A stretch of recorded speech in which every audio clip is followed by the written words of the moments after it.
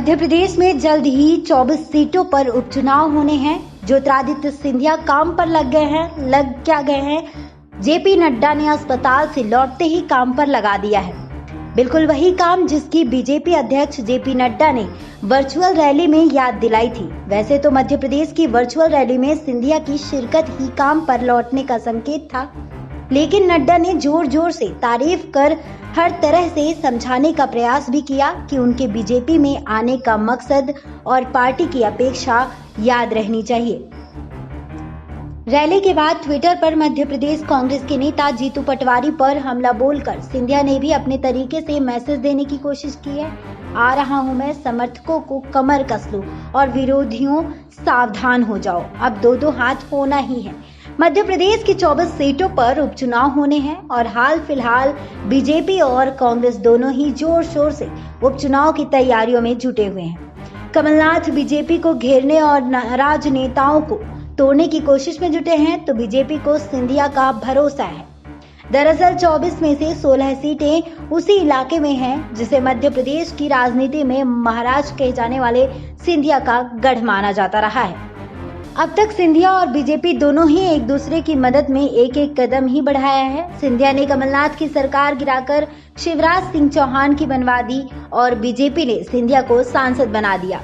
अब आगे का भविष्य तो उपचुनाव के नतीजों से ही तय होना है। बीजेपी की मध्य प्रदेश वाली वर्चुअल रैली में अध्यक्ष जेपी नड्डा और मुख्यमंत्री शिवराज सिंह में ज्योतिरादित्य सिंधिया की तारीफ करने को लेकर होड़ लगने जैसा महसूस हुआ।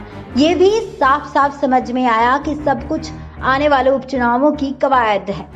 ये भी समझ में आया कि दोनों नेताओं को सिंधिया से क्या अपेक्षा है और ये भी कि सिंधिया को तारीफों का बदला कैसे चुकाना है। उपचुनावों में ज्यादा से ज्यादा सीटें बीजेपी की झोली में भरना है। सिंधिया को जोरदार तरीके से मध्य प्रदेश बीजेपी कार्यकर्ताओं के सामने पेश कर नड्डा कांग्रेस कार्यकर्ताओं और आम जनता को ये संदेश देने की कोशिश कर रहे थे कि पार्टी में सिंधिया को कितनी अहमियत दी जा रही है। साथ ही सिंधिया के लिए ये संदेश भी रहा कि वक्त बहुत कम है और जल्द से जल्द अब वो उपचुनाव की तैयारियों में जुटे। उपचुनाव के नतीजे जितने महत्वपूर्ण शिवराज सिंह चौहान के लिए है, उतने ही या ये भी कह सकते हैं कि उससे ज्यादा सिंधिया के लिए मायने रखते हैं। शिवराज सिंह चौहान की चुनौती तो बस जैसे तैसे सरकार बचाने भर से है, लेकिन सिंधिया के लिए तो ये ऐसा चैलेंज है जिस पर उनका भविष्य टिका हुआ है। सिंधिया के मुकाबले शिवराज सिंह को कम ही फिक्र होनी चाहिए, क्योंकि वो ये तो मान कर चल रहे होंगे कि सरकार तो बच ही जाएगी, क्योंकि कांग्रेस विधायकों से इस्तीफा दिलवाकर भगवा पहना चुके सिंधिया से डील तभी पूरी मानी जाएगी जब वे बीजेपी के टिकट पर चुनकर विधानसभा पहुंच जाए।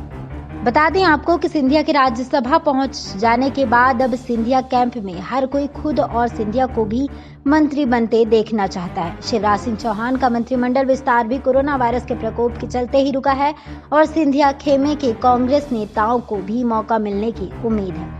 साथ ही वे ये भी उम्मीद कर रहे हैं कि अब राज्यसभा पहुंच जाने के बाद सिंधिया को मोदी कैबिनेट 2.0 में भी जगह मिल जानी चाहिए, लेकिन ये तो तभी मुमकिन होता लगता है जब सिंधिया उपचुनाव के नतीजे बीजेपी की मन माफिक ला सके। SPN 9 न्यूज रूम से श्रुति की रिपोर्ट।